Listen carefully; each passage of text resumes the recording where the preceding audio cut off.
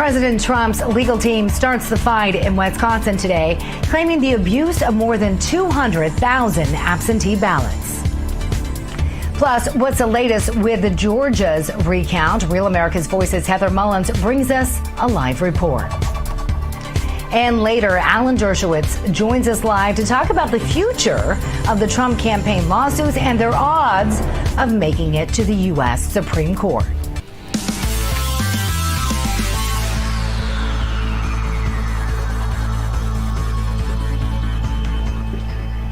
Hello and welcome to News On. I'm Miranda. Thank you so much for joining us. A lot to get to, so let's get right to it. Today, the Trump campaign files yet another voter fraud lawsuit in Wisconsin, claiming the abuse of 220,000 absentee ballots. The head of the Wisconsin legal team, Judge Jim Truips, says he does not believe, however, the mishandled votes will change the overall outcome of the election, but that, quote, exposing exactly how the election processes were abused in Wisconsin holds enormous value for this election beyond a victory for President Trump. That quote again from him.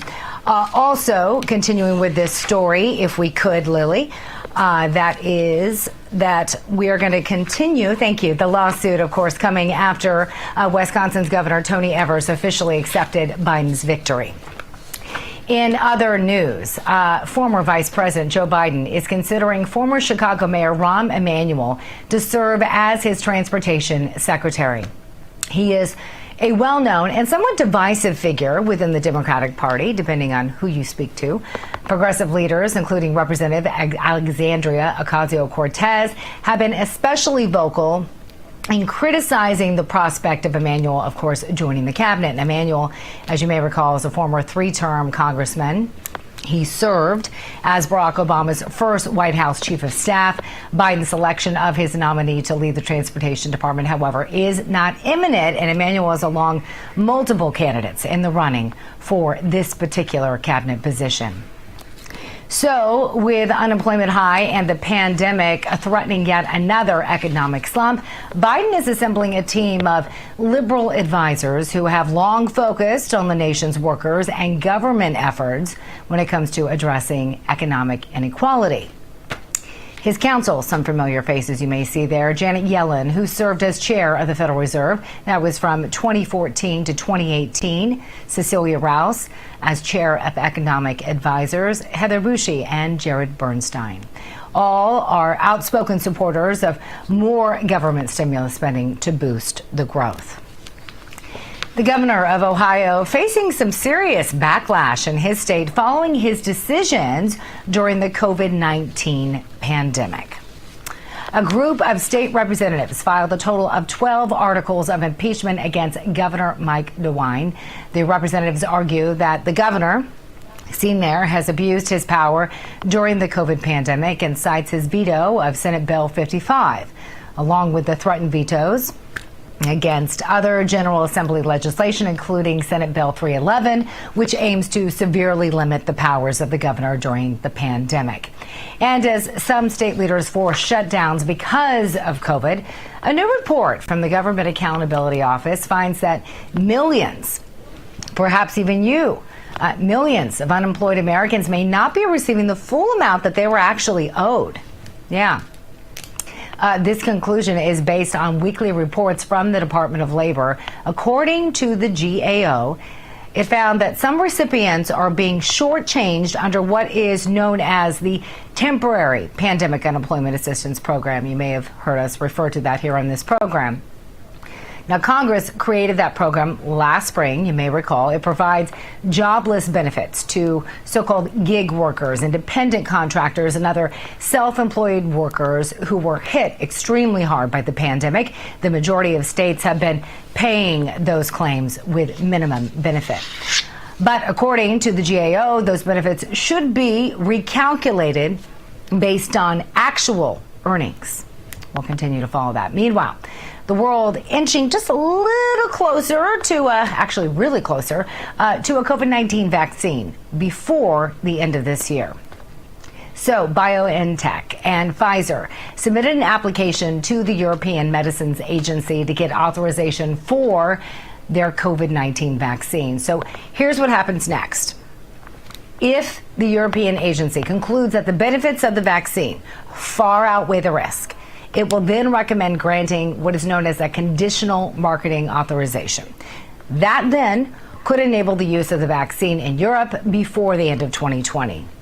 According to this press release, the submitted clinical data demonstrated a vaccine efficacy rate of 95%. Good news. Back here in the U.S., meanwhile, the first coronavirus vaccines will be shipped out as soon as they get the green light from health regulators. That's the word now from the chief scientific advisor of Operation Warp Speed. He says the vaccines will be at the door of state health agencies just 24 hours after giving the okay. Pretty fast. Talk about warp speed. If they do, he says the U.S. will have about 40 million vaccines by the end of this month. He says, as you might expect, elderly Americans, along with healthcare and other frontline workers, will be the first ones in line for those vaccines. As for the rest of the country, the doctor believes they'll have to wait at least 2 months for vaccines. FDA regulators hold their first meeting on December 10th to start reviewing those vaccines. Be sure and keep it right here for the latest updates on that. So this news couldn't happen soon enough because this comes as the U.S. sets yet another new record for those hospitalized due to COVID-19. More than 96,000 people in the country right now currently hospitalized with COVID. That's according to data published by the COVID Tracking Project. This is the third straight day, in case you're keeping track of new record numbers. There was a slight dip, though, reported last Friday, you may recall.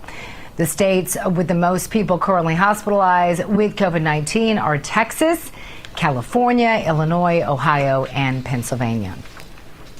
And finally, before we go, at least right now, we want to touch on some world news that could have implications here in the U.S. It's been reported that Iran's parliament has overwhelmingly endorsed the outlines of a bill aiming to counteract sanctions imposed on its nuclear program.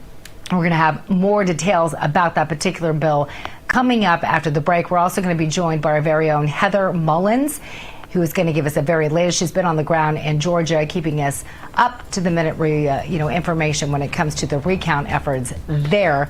We're also going to be joined by our very own Sophie Mann with Just the News, our partners there, with basically a look at all the lawsuits and stories that are trending from our news partners. And Alan Dershowitz going to weigh in, let us know what impact the president's campaign's lawsuits will have.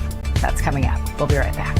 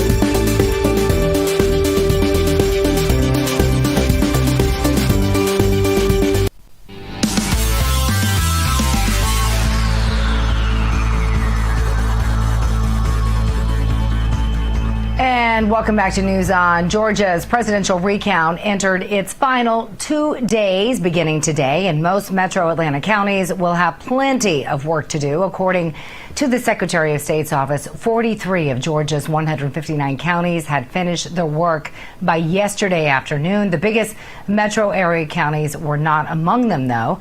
All counties have until midnight tomorrow to complete their work. Here at Real America's Voice, our very own Heather Mullins has been on the ground following the story, giving us the very latest information here on this network and on this very program, as well as Twitter. You can always find her there. She joins us live now for an update from Floyd County. Heather, what can you tell us about the recount efforts now that we're again, the deadline is tomorrow at midnight?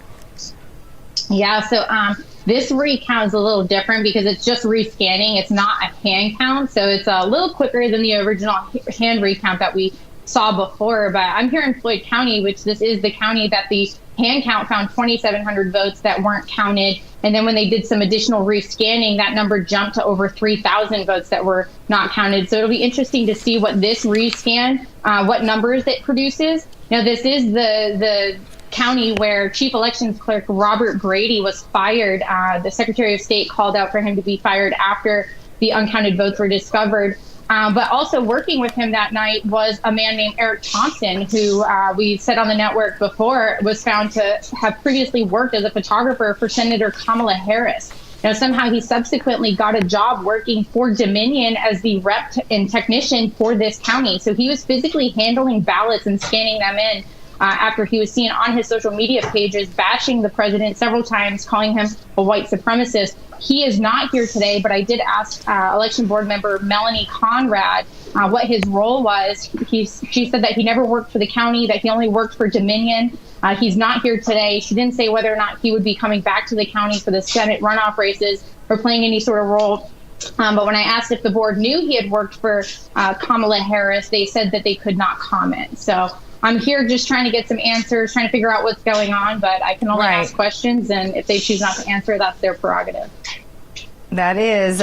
So the president being very critical of the governor there, as you know, who happens to be a Republican, who said he actually voted for the president. Is that creating any strife within the Republican Party there?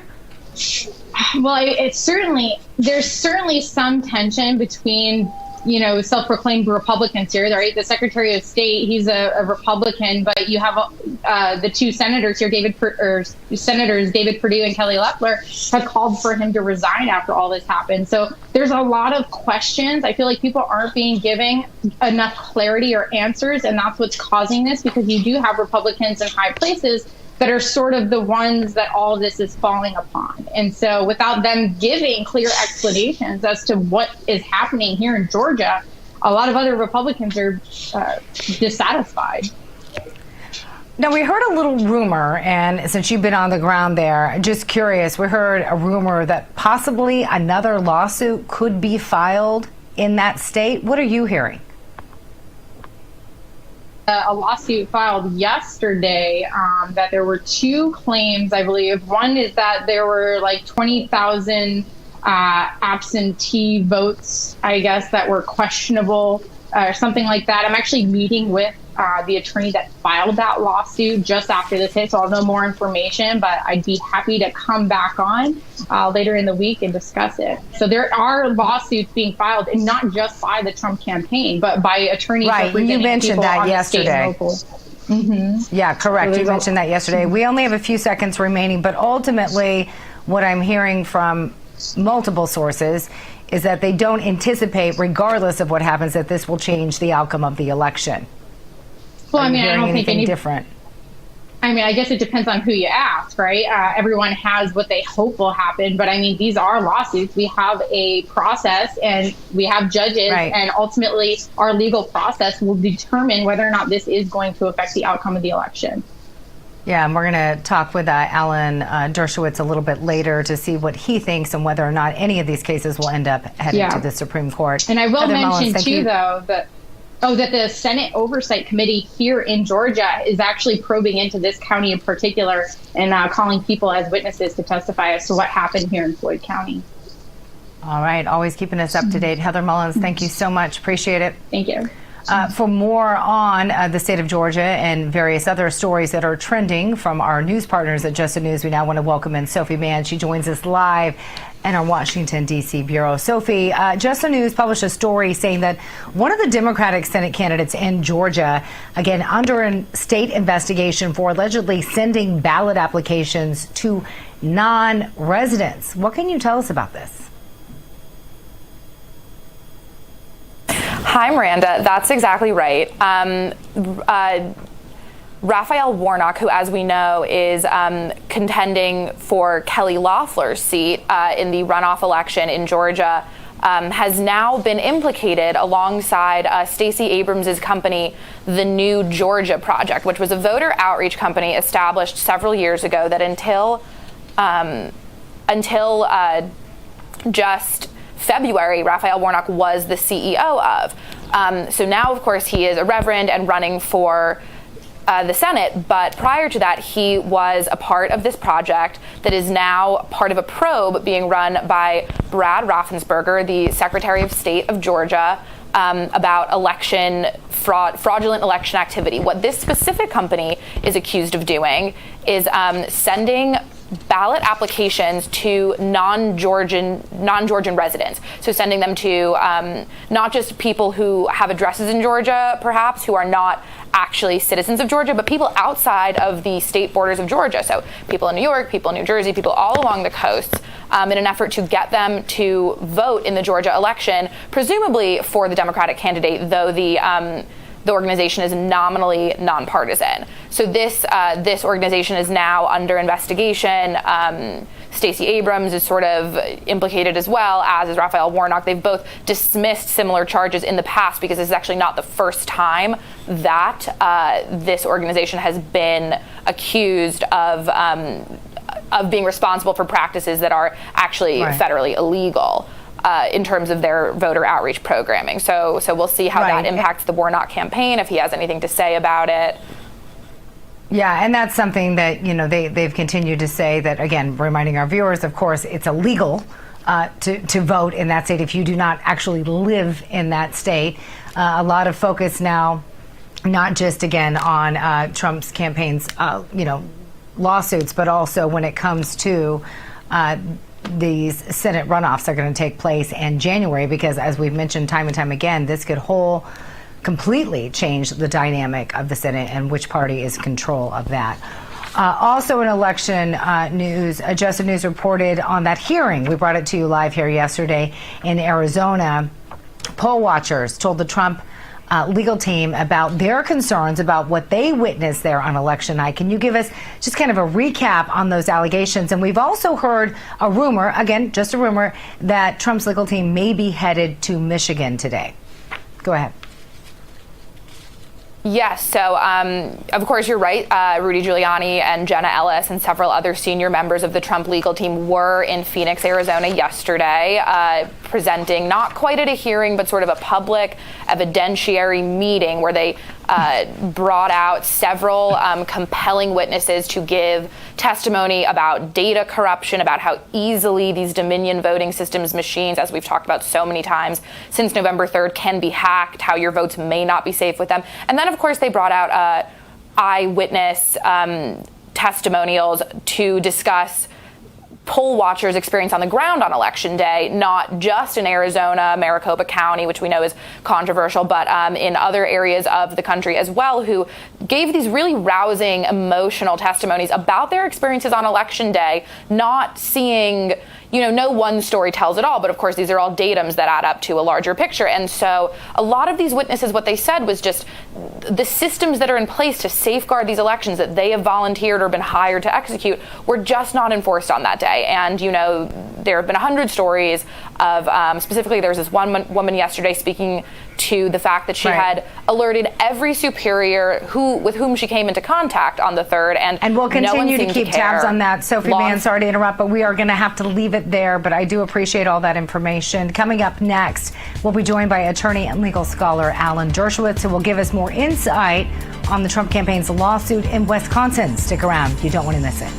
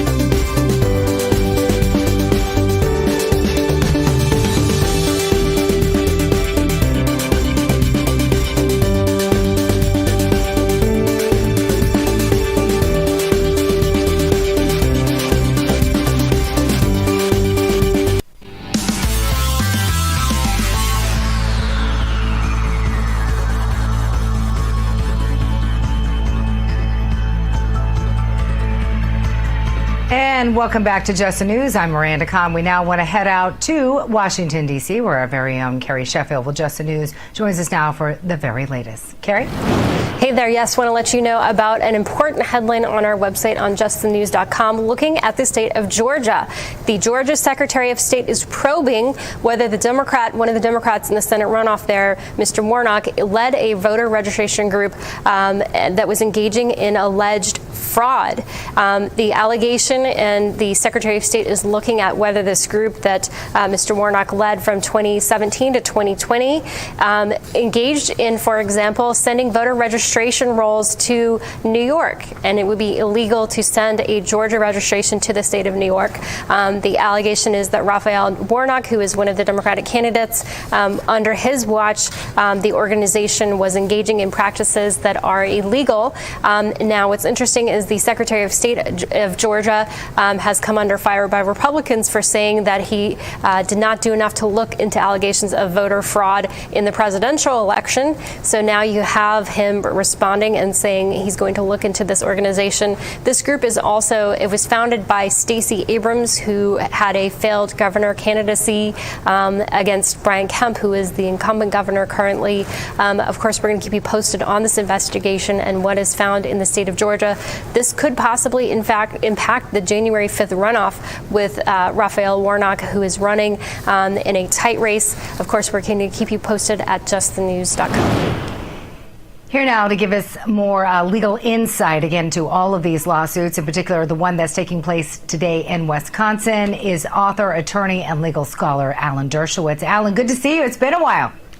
Well, thank you. Thanks for having me on. I just want to make one more comment about the Reverend Warnock. In addition to any of these allegations, here's a man who's attacked the American military, who said you can't be in favor of God and be in the military at the same time, insulting just millions of Americans who served their country and defended us. He's called Israel basically genocidal murderers. He said that Israeli soldiers gunned down unarmed, innocent civilian children, Palestinian children, like birds of prey. He has done and said some terrible, terrible things. So there are a lot of good reasons for voting against him, in addition to what you just said. And this comes from a Democrat who would generally like to see the Democrats control the Senate, but not at the cost of having somebody like Warnock, who is an unrepentant somebody who has said terrible things about America and Israel. So I cannot support his candidacy. Alan, always one to be as fair as humanly possible. Always good to hear your take on that. I want to go now, focus our attention to, there seems like there's so many lawsuits and we don't have time to go into each and every one, but let's just focus on what's happening in particular today. So Trump campaign, as you know, filing a lawsuit in Wisconsin in the Supreme Court today, alleging abuse around the process of absentee voting in that state. They said that affected approximately 220,000 ballots. What do you think, if anything, will come about from this lawsuit? Well, they certainly have the numbers. To win any kind of a real victory, you need a combination of judicial decisions, the numbers, and then the cooperation of either the governor or the secretary of the state or the state legislature. If we're talking about hundreds of thousands of votes, the numbers are there. But the burden of proof is on the plaintiffs to demonstrate improprieties, fraud, and to come up with a remedy that doesn't deprive legitimate voters of their votes. Some of the remedies that are proposed just go too far. I mean, taking away all the votes and turning it over to the state legislature seems like a bridge too far because it deprives people who legitimately voted of their franchise. But if you can come up with a remedy that's tailor fit to just discount the improper votes and count all the proper votes, that's a road to winning judicially. But again, I don't know if the evidence is there. We have to wait and see what comes out at a trial. Now, you said you don't know if the evidence is there. We keep hearing over and over again from Trump's campaign's legal team that the evidence is there, but if they can't present it, no one will know about it. What's your argument for that? I think they could have an opportunity to present it. You can present it in two different ways. First, you make what's called a proffer. You tell the court that if you give me a hearing, here's who I'll put on, A, B, C. Here's what they'll testify to. Here are their affidavits. Here is the documentation. So give us a hearing. And if the court won't give them a hearing, then they have a good appellate issue to take to the next court. Of course, the clock is ticking. This is like the last 2 minutes of a football game with no timeouts left, and a Hail Mary. But remember, just 2 weeks ago, a Hail Murray won the game. So I don't blame the lawyers for doing whatever they can. Also, they're performing another important service. They're exposing problems in the system, which could be fixed in time for the next election. Even if they don't turn this election around, they are performing a public service by exposing problems that may continue to exist. So nobody should be disbarred or condemned. The lawyers should be encouraged to bring these cases which expose deep problems, flaws in our system. Well, you mentioned flaws. I mean, again, it's debatable depending on, it seems like, which party you talk to, right? Democrats will say, Sure. that was human error. Republicans will say it's fraud. Let's take the case of Georgia, for example. Thousands upon thousands of ballots just happen to not be included in that tally. Some people are saying it's just not passing the smell test there, but others are saying even if it doesn't, it wouldn't change the outcome of the election. What do you think, if anything, will happen? Yeah, in Georgia, what do you think will happen, if anything? Here we're approaching that deadline.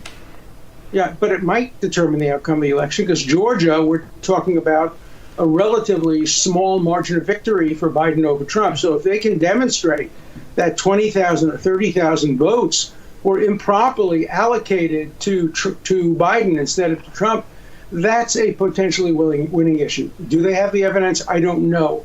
I've heard Sidney Powell make the claim, but I still haven't seen the evidence. And it's important to get experts to look at what happened, look at the computers, to look at the ballots, to look and see whether there are videotapes or any other objective proof that would give them the numbers necessary to turn it around. So far, that's been lacking.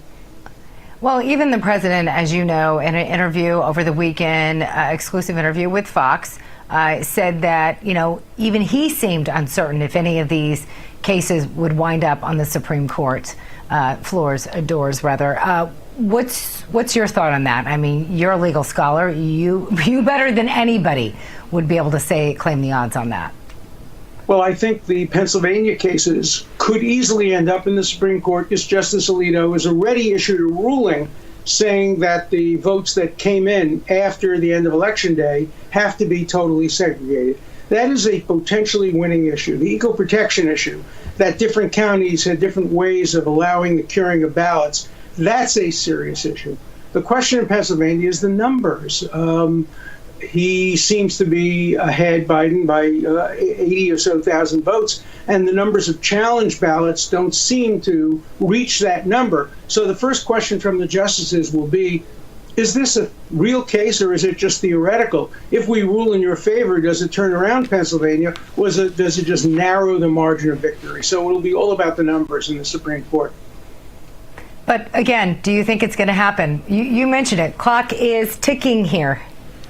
Yeah, but the case is already in front of the Supreme Court. So if the Trump legal team pulls the trigger and brings the case to the Supreme Court now, the Supreme Court will ask that one question: are there enough disputed ballots to overcome the margin of victory? If the answer to that is yes, then I think the Supreme Court will take the case. We'll have an expedited hearing and we'll render a decision, much like it did in Bush versus Gore 20 years ago.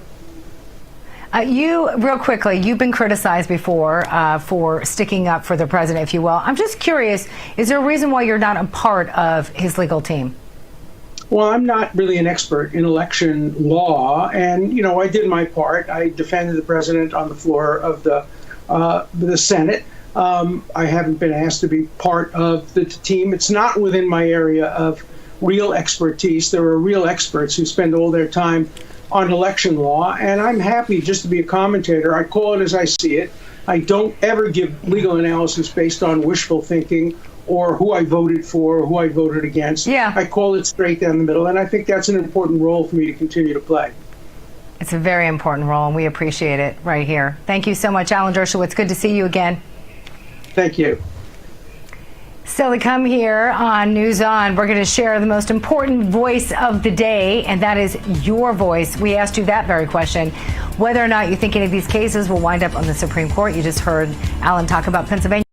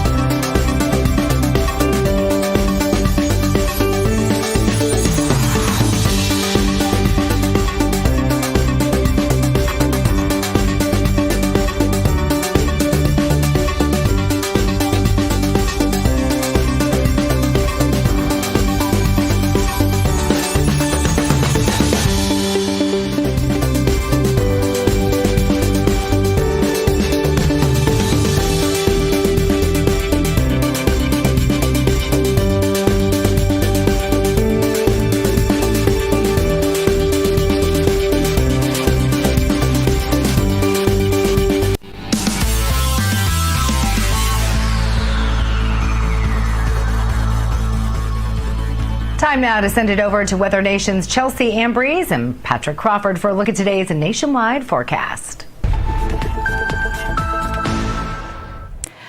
I'm meteorologist Chelsea Ambrose for Weather Nation, and some of the top headlines we're following is a new storm that's going to be developing in the central parts of the country, bringing winter weather as far south as Kansas and northern Oklahoma. Currently, winter storm watches are in place, likely to be upgraded to warnings or advisories, and likely that counties get added to this as the day continues. We've had some snow into the Rockies, the lee side of the mountains, and that continues to work its way south as we get a system developing at the surface as we head into the overnight hours tonight and into Wednesday.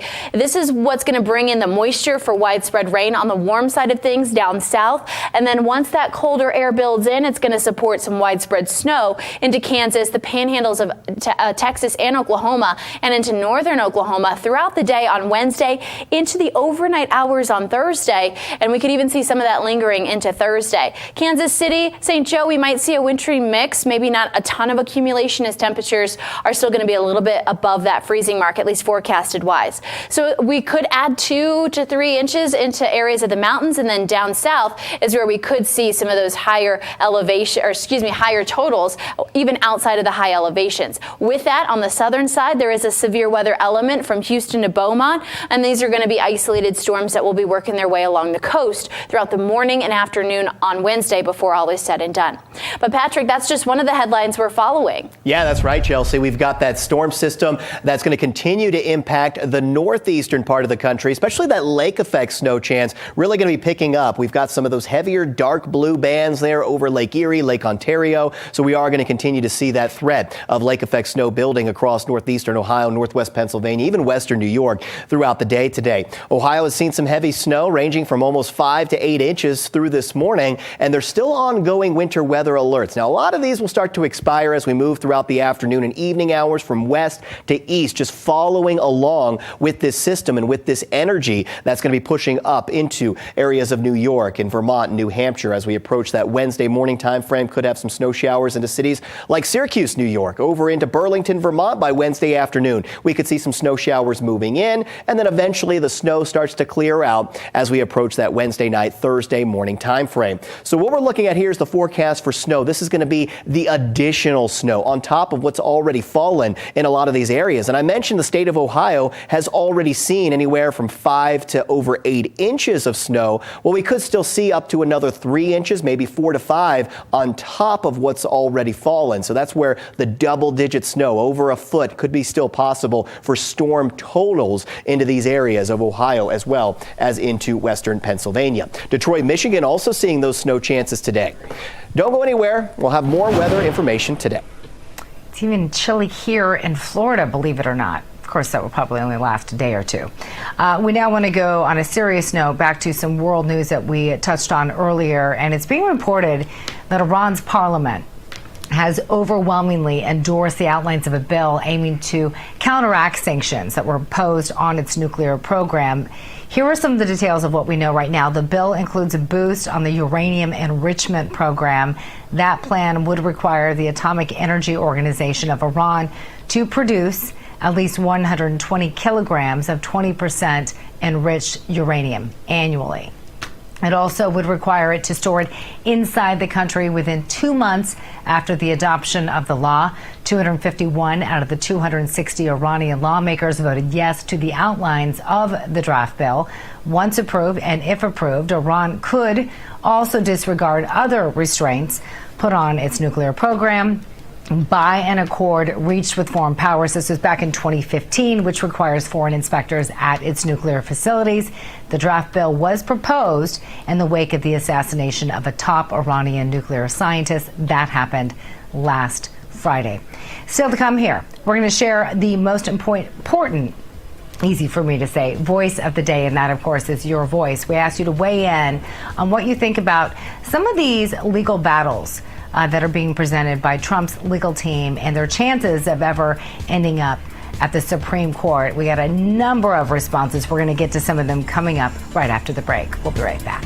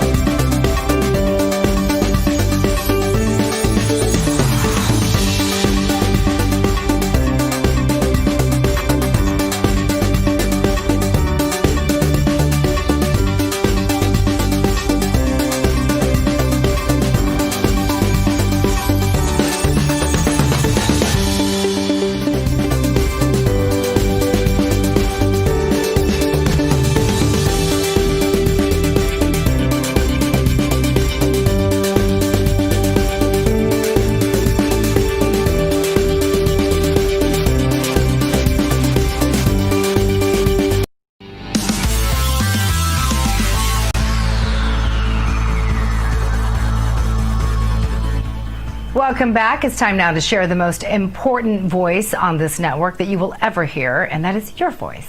You can help us by doing that. Just join our community platform. You can find that online at americasvoice.news. You can also find us all over social media at Real America's Voice and Real Miranda Khan. We're on Facebook, Twitter, Instagram, LinkedIn, Parlay, Cloud Hub, you name it, we're on it. Also, be cool. Download our app. Take us with you. All right, so time for our question of the day. Here it is. President J. Trump says he's uncertain where his election lawsuit will end up at the Supreme Court, whether or not it will. We wanted to know, what do you think? So, a lot of responses. Our first one comes from Peter DeSano on Facebook. He says this: I feel that there was a tremendous amount of fraud and it was organized, but unfortunately nothing's going to happen, he says, just like nothing happened with Durham and everything else. Thank you, Peter. Next response comes from Magical Elf on Twitter, fun name, who says, just playing a good game of chess. Thank you, Magical Elf. Steve on Facebook saying this, actually on Instagram, saying this: better issue since not a single state or county election supervisor or governor or judge has found or been presented with a shred of evidence that there was any kind of election fraud, he says. When will Trump stop wasting time and concede and for once in his life put his country first? That would be an actual America first we could all support. Thank you, Steve. Next, we have Kevin from Twitter saying this: SCOTUS will take the case, and if the evidence does not exist, Trump will win. Does exist, I think, is what we meant to say, not doesn't exist. And Wes went on Facebook saying this: the forces against the president have more resources and personnel than he has, and so I am forced to admit that he has probably lost this election. Mathematically, statistically, and numerically, Joe Biden cannot have gained more votes than any candidate in history while having won less counties than even Obama. Regardless of that, the odds are stacked against Trump. This election is now less about two candidates as it is about the American people being cheated out of an honest election. This fraudulent election smells, I believe, of third world corruption. Don't want to put words in your mouth, but I'm pretty sure that's what you wanted to say. God have mercy on our souls. Thank you, Wes. And lastly, we have Larry Fletcher on Twitter who says simply, yep. Thank you, Larry. Having a hard time today. It's Tuesday, but it's starting to feel a little bit more like Monday, so bear with me. Again, we're going to continue to keep that question up if you haven't responded yet but would like to. Again, you can find us all over social media. As I mentioned, you can find us on Facebook, you can find us on Twitter, Instagram, Parlay, Cloud Hub, LinkedIn, you name it, we're there. And you know what? Be bold. Show us your face. Take a little video. Why not? 30 seconds. Couldn't hurt anything. We'd love to get that on video. Show your beautiful face. All right, coming up next. Today, we celebrate Giving Tuesday and share some very uplifting stories. And we can all use that, right? So we're hoping it will inspire you. You don't want to miss some of these great stories. Definitely brought a smile on my face. Hope it brings one to yours. We'll be right back.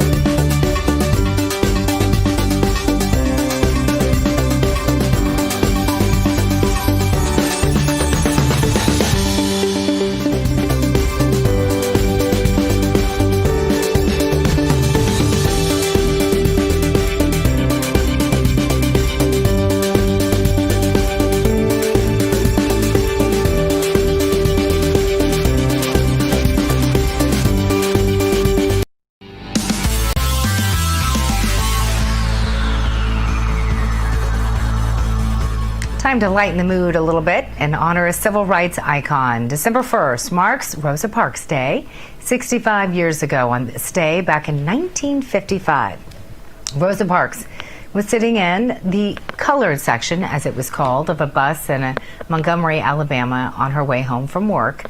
The city allowed bus drivers to assign seats back in those days, but they weren't allowed to require passengers to give up their seats once they were seated. Still, when the bus filled up, the driver told Parks to stand so white passengers could sit. When she refused, police arrested her. That one act of defiance, as you may recall, got the attention of activists like Martin Luther King Jr., who helped organize a bus boycott in that city. The boycott lasted several months and devastated the city's transportation system. It also helped thrust civil rights into national headlines, and it's credited with helping to eventually end segregation. Parks was awarded the Presidential Medal of Freedom back in 1996. She passed away in 2005 at the age of 92. She was the first woman and just the second black person to lie in state at the U.S. Capitol Rotunda. Nice to remember her on this day.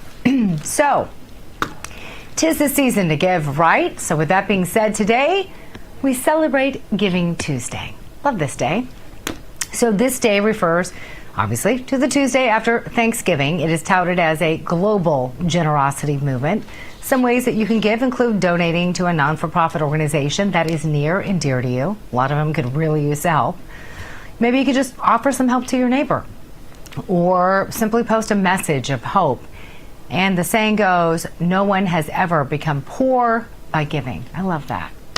Good reminder.